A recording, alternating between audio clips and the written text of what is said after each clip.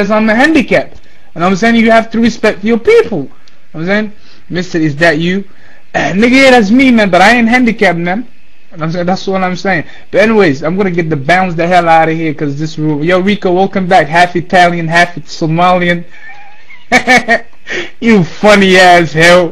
Nigga, you want some Lebanese girl, and you want the Lebanese girl to be your girlfriend, and you have to say I'm half Italian. I look like, you know, like a chocolato. Nigga, get the hell out of here. Yo, anyways, I'm out. Peace out. Oh, yo, listen, I'm coming to Lebanon and I'm gonna sing one song for Lebanon. Akhasmak. You know, I'm gonna sing that shit, man. Just wait, I have a remix Lebanese song. Nigga, I ain't ready to listen to some Lebanese song, to be honest with you. And I mean, I like Lebanon girls. They look nice. They look like half Italian. But to be honest with you, Lebanon, they're not Arabs. They Phoenicians. So I hear a lot of people saying, yeah, Arab. They Phoenicians, man. They Phoenician Arab. Get that fucking right. Anyways, I'm out, man. Have fun.